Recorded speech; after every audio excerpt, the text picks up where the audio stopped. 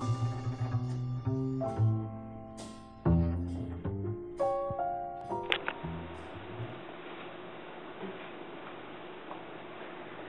everybody, it's Brittany. Welcome back to my kitchen. So today I am going to be making goulash.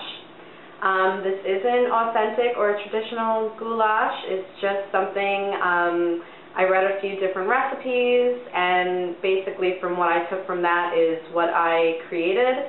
It's my own version. I think what makes it a little different is I don't put the green peppers in it and I add potatoes. So I hope you like it. Okay, so the ingredients we're going to be using today are some sour cream, tomato paste, an onion, garlic, some stewing meat, this is beef, potatoes, Hungarian Sweet Paprika, and salt and pepper. Okay, let's get started.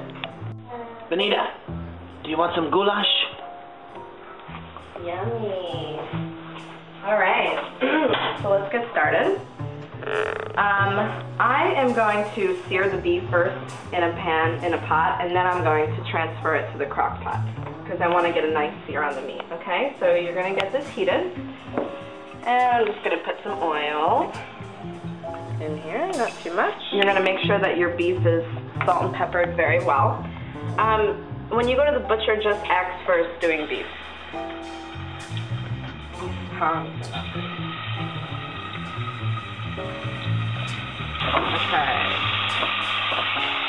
Oh yeah, that's what we want.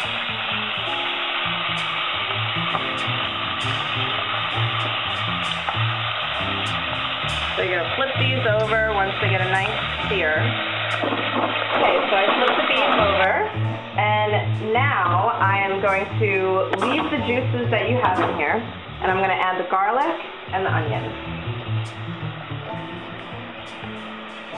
This is 1 whole onion, and that was 4 garlic cloves chopped.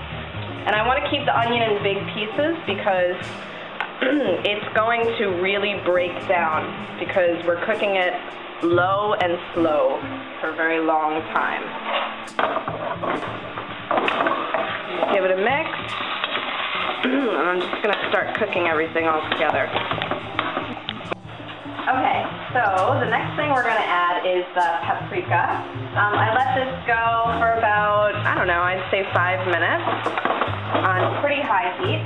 And when you're using the paprika, just make sure you have 100% sweet paprika, and maybe you can, if you can find the Hungarian kind, that would be good. So I'm going to add about 1.5 tablespoons. I don't know, we'll see. You don't want the hot paprika because it will change the entire flavor. This is maybe a little bit more, almost 2 tablespoons. And I'm just going to let all of this caramelize. The more we caramelize it, the more the flavors will really come out. Okay, so I cooked this for about a minute, and I also added some salt.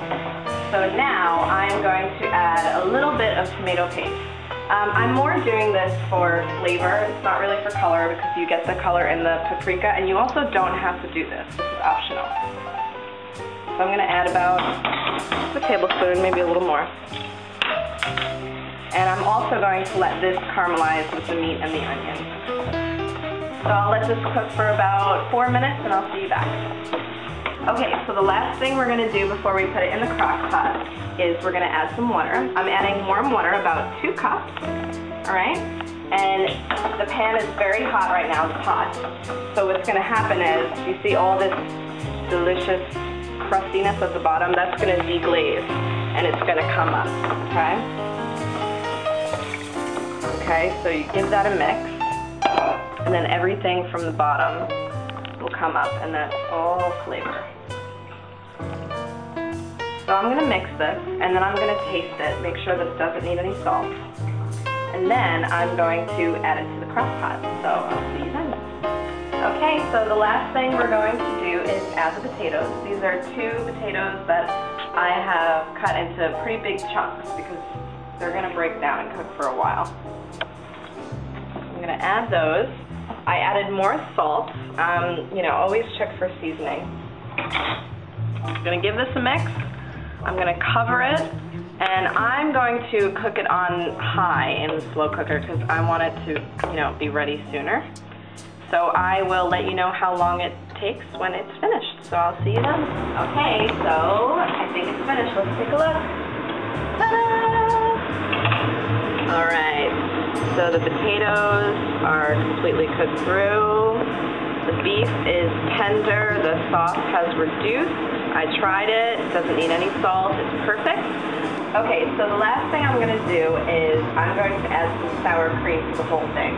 This is optional. Also, you can just add it at the plating if you want, but I'm going to mix it in. So that's probably about a half a cup of sour cream.